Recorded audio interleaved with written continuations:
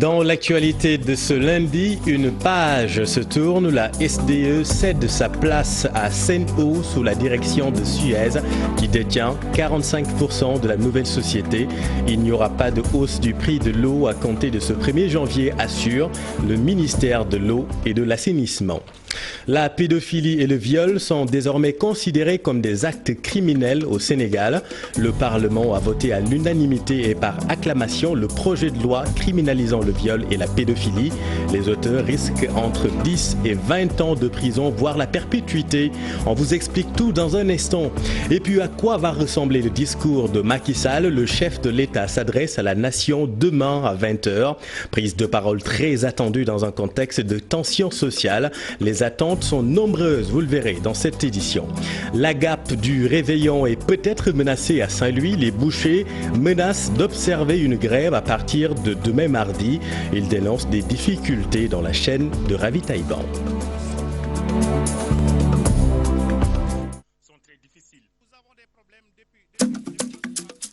C'est maintenant officiel, les députés ont voté la criminalisation du viol et de la pédophilie au Sénégal. Les auteurs risquent désormais 10 à 20 ans de prison, une peine qui peut s'alourdir jusqu'à la perpétuité si la victime est une déficiente mentale. Nous y reviendrons. Sen'Eau remplace SDE. Le ministère de l'Eau et de l'Assainissement assure qu'il n'y aura pas de hausse du prix de l'eau à partir de ce 1er janvier. Le nouveau fermier détient 45% de la nouvelle société. Son objectif, démocratiser l'accès à l'eau en quantité et en qualité. Nous y reviendrons également avec Pape Faraning. Prise de parole très attendue du chef de l'État demain à l'occasion de ses vœux à la nation. Un discours qui sera épié dans un contexte de tension sociale. Certains parmi vous attendent des explications sur la hausse du prix de l'électricité notamment. Ce qu'on attend du président de la République, c'est qu'ils abordent tout d'abord les véritables problèmes qui gangrènent cette société. Je pense qu'actuellement, de manière unanime, nous le savons tous dans ce pays, qu'il y a des soucis, il y a des difficultés auxquelles les populations les plus diminuées surtout font face et qu'il faudrait dans les meilleurs délais apporter des solutions pérennes. Il nous parle vraiment de l'épineuse question de l'augmentation de l'électricité. Il apporte des réponses parce que nous en avons besoin. Nous attendons également qu'il nous parle de l'emploi des jeunes. Qu'il nous donne des éclaircissements vis-à-vis du 13e mandat. Discours que vous pourrez suivre sur la télévision Futur Média avec un dispositif exceptionnel et des invités dès 19 h demain mardi. Ousmane Sonko a reçu le collectif Nyolank ce matin. Selon le leader de PASTEF, cette rencontre était une formalisation de l'engagement de PASTEF dans le combat du collectif. Tout de même, il est important selon lui de clarifier les bases d'une collaboration. Je considère que c'était une formalité simplement, parce que PASTEF a toujours été de tous les combats, depuis sa création en 2014 jusqu'à présent. Il n'y a eu aucun collectif, aucun je dis, qui ait été érigé pour se battre contre la prévarication, la corruption, l'accaparement des biens publics et des ressources naturelles, ou alors contre la cherté de la vie, sans que PASTEF n'y ait participé directement. Je ne parle pas de participation indirecte. Et au jour d'aujourd'hui, je crois que PASTEF est largement engagé dans le collectif Non-Langue, participe à toutes les manifestations et je n'en veux pour preuve que à chaque fois qu'il y a manifestation, à Dakar ou dans les régions, s'il y a des interpellés, il y a toujours des membres de PASTEF. Donc PASTEF n'a jamais rompu et des membres de PASTEF figurent dans le directoire de Nyolank. Donc cette visite était une visite simplement de formalisation de cette relation. Des rencontres comme ça permettent de mieux se comprendre, d'asseoir des méthodes communes, de lever peut-être des équivoques et de savoir sur quelle base la collaboration va se faire. C'est une rencontre qui a été très instructive. Le syndicat autonome de l'enseignement supérieur dénonce le processus d'orientation des nouveaux bacheliers. Selon ses enseignants, le système éducatif risque d'être perturbé si des correctifs ne sont pas apportés. Cher Diop, Diafaraba. Au départ, une plateforme pour faciliter la tâche aux étudiants, Campusen était conçue pour moderniser les inscriptions et mettre sur place un système d'orientation des nouveaux bacheliers.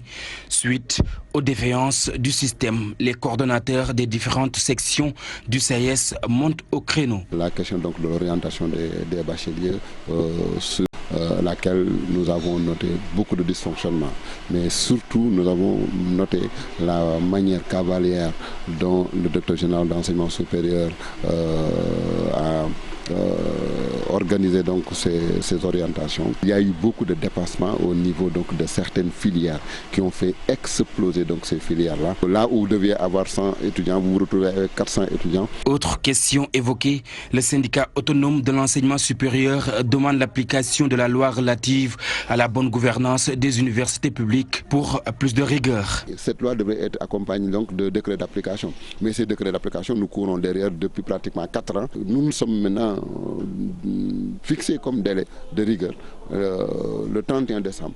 Au-delà de ce 31 décembre, maintenant, nous allons consulter toutes nos instances et également donc prendre les dispositions et les mesures qui s'y est. Le CIS attend depuis 8 mois le Fonds de solidarité sociale, un acquis que ces enseignants continuent d'exiger. Nous nous rendons compte que le directeur général de l'enseignement supérieur, qui est donc le reste, qui est le président donc de la commission donc qui gère ce fonds, pratiquement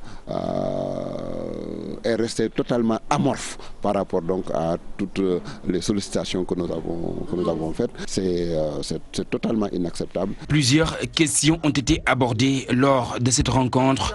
Le syndicat autonome de l'enseignement supérieur demande aux autorités de trouver une solution définitive aux différentes préoccupations. C'est le gage pour une année universitaire paisible.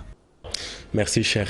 Les travailleurs de la Sonacos sont pantois devant la tournure que prend la campagne de commercialisation de l'arachide. Ils étaient en sit-in ce matin à Diourbel. Selon eux, si rien n'est fait, la tendance risque de persister et les emplois seront menacés. En train de réclamer notre droit le plus élémentaire, le droit au travail. C'est-à-dire qu'aujourd'hui, la campagne est ouverte depuis bientôt plus d'1 mois et on n'a pas encore quelques grèves. Et ça ne peut pas prospérer puisque la campagne, les règles ne sont pas respectées. L'État est à l'expectative et nous avons des jeunes à faire travailler et vous les voyez tous ici. Leurs emplois sont menacés et là, il n'est pas question de l'action. Catastrophique.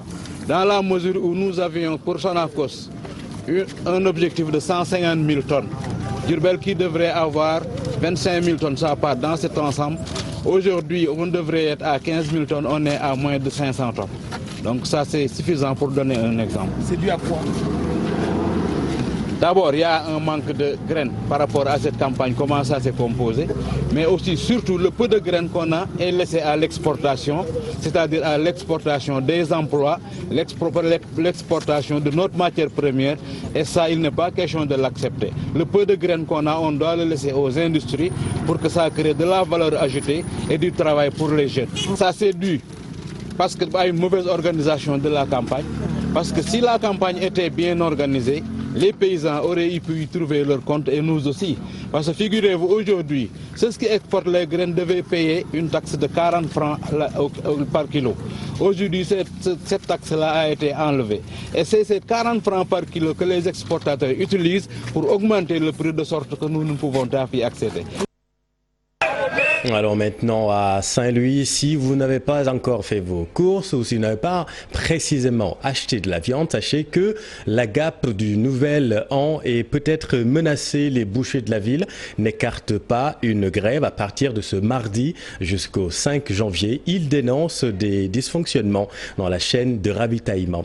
Explication au Diop Abibsek. Sera sevré de viande du 31 décembre au 5 janvier à cause du mouvement de grève annoncé par les bouchers de la vieille ville. Ces derniers ont d'énormes difficultés pour disposer de leurs produits à temps. La Seras est déplacée à 28 km de la vieille ville et les conditions de travail au niveau de l'institution sont très difficiles. Nous avons des problèmes depuis notre transfert, depuis le 21.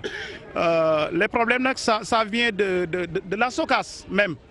Mais monsieur le maire, Mansour Faye, nous a déplacés de Saint-Louis à Fass, de 28 km. Face à la presse, ils interpellent les autorités locales et menacent d'aller en grève dans les prochaines heures, après la mort de 2 d'entre eux sur la route. On va au travail vers 1h du matin et nous entrons en possession de nos produits vers 14h, 15h. On a tapé à toutes les portes. Nous avons adressé une correspondance au maire de Saint-Louis sans suite. Nos difficultés sont nombreuses. Notre travail ne marche plus. Ils n'ont pas tenu leurs promesses. On nous a sacrifiés. Il y a 2 de nos membres qui ont fait un accident. Ils étaient partis emmener leurs produits pour contrôle. À partir du 31 décembre, on ira en grève. Il n'y aura pas de viande à Saint-Louis, ce jusqu'au 5 janvier 2020. À quelques heures de la fête de fin d'année, les bouchers de la capitale du Nord sont très déterminés à maintenir la grève annoncée à partir de ce mardi 31 décembre, si rien n'est fait. Merci Ousseynou. Parlons santé à présent. La case de santé de Kër Alpha, loin de répondre aux besoins sanitaires des populations, elles sont obligées de se rendre à Fatick ou à Kaolack pour se soigner. C'est dans ce contexte qu'une journée de consultation gratuite est organisée dans le village chaque année. Reportage Ibrahima Diamé et Faligaï. Kër Alpha souffre d'un manque criard d'infrastructures sanitaires. Ce petit village situé sur la route nationale numéro 1 dans la commune de Thiomby ne dispose que d'une espèce de case de santé loin de répondre à la demande sanitaire de la population. On a des cases de santé qui ne sont pas équipées, les employés ne sont pas bien formés. Les hôpitaux qui sont un peu près de nous, c'est de Fatick, Kaolack et Gandiaye. Donc pour prendre des joints, c'est très difficile. Conscient justement de cette situation sanitaire très précaire dans laquelle vivent les habitants de cette localité, le sieur Diatandao, fils du village, initie des journées de consultation gratuites et de dons de médicaments dont il était à la 3e édition. C'est une occasion qu'on s'en profite pour interpeller l'État de soutenir les forces de santé, les centres de santé. Pourquoi pas ici au niveau du village de Kër Alpha? Nous voulons un centre de santé adéquat. Kër Alpha est un village qui est très accessible et il y a des villages qui sont à l'alentour qui sont quand même très fatigués comme nous. Le représentant de la CEMU à ce rendez-vous médical, Amadou Lamine Boy, a constaté de visu la pauvreté de cette localité en termes d'infrastructures sanitaires et promet d'en rendre compte. Donc nous allons rendre compte à qui de droit et à travers donc la presse certainement le ministre ou le directeur général et pourquoi pas le président Macky Sall, il va donc voir donc les images et je pense que cette politique sanitaire sera beaucoup plus élargie. Des femmes pour la plupart ont répondu à ce rendez-vous médical annuel. Elles ont été toutes consultées sans bourse déliée. Même cri du cœur à Rufisque, Ibrahima, pour une population d'environ 40 000 habitants. Les 14 quartiers de Gouy Mourit à Rufisque ne disposent pas d'une structure sanitaire capable de prendre en charge les besoins des populations. Un constat du collectif qui regroupe ces quartiers lors de leur traditionnelle journée de consultation gratuite. Écoutons Pape Konaté, leur porte-parole. Donc le ministre Eva Maricol nous avait promis 17 millions pour la réhabilitation du poste de santé de Colobane Gouy Mourit. Quand elle est partie, il y a eu quelqu'un d'autre qui l'a remplacé. Donc malheureusement, on n'a pas pu voir où sont passés ces 17 millions, où on ne les a pas reçus. En tout cas, le poste reste dans l'état de délabrement constaté. Voilà, qui déplaît aux populations. On veut même interpeller l'État du Sénégal à travers nos 39 600 habitants de vraiment faire de sorte qu'on n'ait plus de poste de santé mais qu'on ait un centre de santé donc digne de ce nom ou voilà, de niveau 1. Donc qui va nous permettre au moins d'avoir accès à tous les soins parce que comme vous voyez, hein, donc 39 600 habitants et vous pouvez constater l'état de délabrement. C'est pour cela qu'on avait sollicité la réhabilitation. Les 17 millions nous avaient été promis par l'État du Sénégal. En politique, la députée Fanta Sall de Koungheul invite ses camarades à l'unité et à une synergie des efforts pour le développement de la région de Kaffrine. Déclaration en marge de la finale de la première édition du tournoi de foot doté du trophée Fanta Sall que nous écoutons. lançons un appel à l'unité parce que c'est l'union qui fait la force. Si nous sommes unis, nous aurons ce que nous voulons pour Kaffrine et une jeune région. Nous remercions le président Macky Sall pour tout ce qu'il fait à Kaffrine et la région va bénéficier davantage des projets qu'il a lancés, notamment le département de Koungheul. En tant que natif de la localité, jeunes et femmes, j'ai décidé d'accompagner les jeunes dans le sport en parrainant un tournoi doté du trophée Fan de Salle. Nous rendons grâce à Dieu pour la réussite de cette première édition. Le vainqueur aura 1 million et le vaincu 500 000. Je compte l'organiser chaque année en augmentant la mise. Puis je vous le disais en titre, Sen'Eau remplace SDE. Le ministère de l'eau et de l'assainissement assure qu'il n'y aura pas de hausse du prix de l'eau à partir de ce 1er janvier. Le nouveau fermier détient 45% de la nouvelle société. Son objectif, démocratiser l'accès à l'eau. Pape Faraying, Modou Diop. Désormais, Sen'Eau remplace SDE pour la distribution de l'eau dans les zones périurbaines et urbaines. Le ministre et la directrice de Suez ont signé le contrat d'affairement devant les partenaires. La nouvelle société promet de faire de Sen'Eau une référence en Afrique. Notre longue expertise internationale dans la production et la distribution de l'eau potable, liée au savoir-faire des professionnels sénégalais, nous permettra de délivrer aux familles, aux entrepreneurs, aux industriels sénégalais la qualité. La transition sera sans faille, selon le ministre. Serigne Mbaye Thiam rassure aussi les consommateurs que le prix de l'eau ne connaîtra pas de hausse cette année. Cette remise en concurrence du contrat d'affermage du service public de l'eau a permis de baisser le prix exploitant de l'eau qui va passer de 364,7 francs CFA qui était rémunéré à la SDE à actuellement 298,5 qui seront rémunérés à Suez, soit un gain de plus de 66 francs CFA par mètre cube et plus de 200 milliards de francs CFA sur la durée du contrat. Ce contrat entre l'État du Sénégal et Suez Group est plus bénéfique que celui contracté avec la SDE. Selon le ministre, toutes les mesures ont été prises. Je voudrais que nos compatriotes soient rassurés.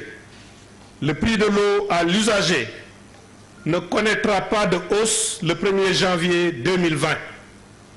En lieu et place, c'est une meilleure qualité du service qui nous engage tous. Avec son expérience de plus de 150 ans, Suez Group compte s'appuyer sur les 1200 collaborateurs pour relever le défi d'offrir un service de qualité. Merci Pape Farah. L'actualité internationale à présent, direction Guinée-Bissau. Barkaba, bonsoir.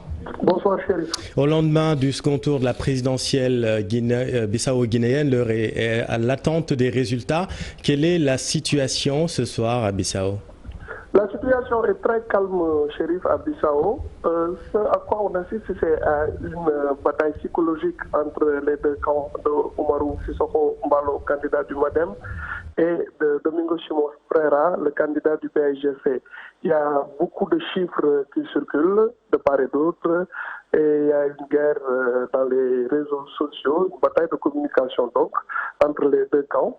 Mais pour le moment, il n'y a absolument rien d'officiel. La seule instance habilitée à donner les résultats, c'est la Commission nationale électorale de Guinée-Bissau, et elle ne livrera les résultats que mercredi. Un fait nouveau, c'est peut-être aussi ce soir les représentants de la CEDEAO, l'ancien Premier ministre du Mali, qui est venu pour superviser pour le compte de la CEDEAO les élections, a fait un point de presse pour se féliciter du bon déroulement du scrutin et surtout du climat pacifique dans lequel les élections se sont déroulées, et a invité toutes les parties à attendre officiellement les résultats livrés par la Commission nationale électorale. Merci Barka, et vous suivez tout cela pour nous. Merci beaucoup. L'actualité sportive à présent avec la Ligue 1. Un nouveau leader, Teungueth FC Jaraaf, enfin victorieux. Premier point pour le Stade de Mbour. Génération Foot dans une mauvaise passe avec une deuxième défaite de suite. Tels sont les renseignements de la journée. Récit Ibrahima Kane. La 4e journée de la Ligue 1, celle des premières. Dakar Sacré-Cœur, leader jusque-là, a concédé dans le duel des invaincus son premier revers devant Teungueth FC 2-0. La fin de son invincibilité qui profite donc aux Rufisquois. Ils occupent désormais la première place du classement. L'ASC Jaraaf a de son côté signé sa première victoire face au Casa Sport 2-0. Une victoire qui, espère les Médinois, va lancer la saison de l'ASC Jaraaf. Même espoir pour la Lanterne Rouge, le Stade de Mbour qui engrange son premier point en tenant en échec Diambar, 1 but partout. 2 autres nuls blancs ont été enregistrés entre Mbour Petite Côte, Snaps de Thiès et Niary Tally, AS Pikine. Impérial à Louga, le Ndiambour a battu l'US Gorée 2-1 pour se hisser à la 6e place. À égalité de points avec Teungueth FC, l'AS Douane occupe la place de Dauphin après avoir infligé à Génération Foot sa 2e défaite consécutive 2-1. Au total, 12 buts ont été marqués en 7 rencontres lors de cette 4e journée. Merci Ebou. Et puis football toujours, le ballon d'or africain va être attribué le 7 janvier prochain à Sadio Mané. On croise les doigts en tout cas. Si l'entraîneur des 2 finalistes, Jürgen Klopp, refuse de se mouiller pour désigner le favori, Roger Mendy est lui catégorique quant à la consécration de Sadio Mané. Voyons tout cela avec Cher Sadibou Diarra et Amadou Ba. Il a amplement mérité sur le plan national et sur le plan international et sur le plan club. Actuellement, il faut regarder avec Liverpool qu'est-ce qu'il n'a pas fait. Il a gagné la Champions League. Il lui manque seulement le championnat et sur Plateau Boidio cette année-ci, il va le gagner. Ça c'est sûr et certain. Et donc, qu'est-ce qu'il a manqué? La Coupe du Monde des clubs, il l'a gagné. Et en plus, il a surtout brillé. C'est ça l'important. Parce que on dit que le ballon d'or, c'est pas un sport collectif. Le ballon d'or est individuel, selon les prouesses et les performances du joueur pendant toute l'année, au niveau de son équipe et au niveau de l'équipe nationale. Voilà, pour Roger Mendy, c'est clair, Sadio Mané sera le ballon d'or africain, attendant de voir le 7 janvier.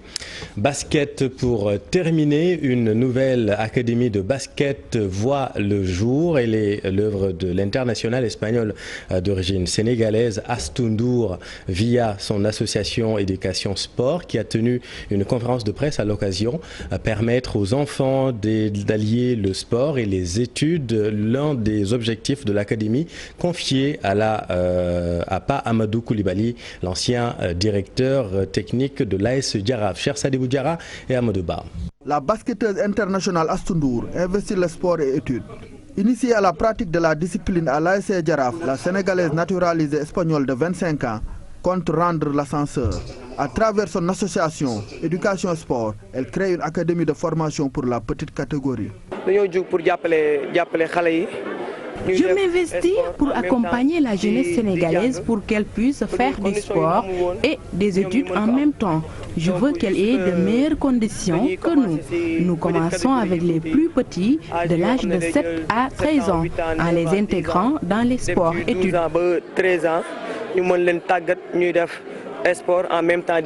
L'actuel sociétaire des Sky de Chicago aux États-Unis d'Amérique, ouverte à n'importe quel soutien dans cette entreprise, confie la direction technique de l'académie à son formateur, Pa Amadou Koulibaly. J'ai mis mes propres sous pour le moment. Toutefois, nous ne fermerons pas les portes à personne. Pa Koulibaly est à l'origine de ma carrière. Il m'a appris tous les fondamentaux. Normal que je lui confie la direction technique de l'académie. Je suis sûr qu'il fera un beau travail. Astou Ndour, cadre de l'équipe nationale d'Espagne, championne du monde en titre, renvoie la balle à son pays formateur. Par ce geste, elle espère contribuer à la formation de plusieurs talents dans quelques années. Voilà, c'est la fin de cette édition. Merci de l'avoir suivi. L'info continue dans le soir d'info. Pape Abdoulaye, vous recevez M. Sidiba pour parler de la campagne de commercialisation de l'arachide. C'est à vous.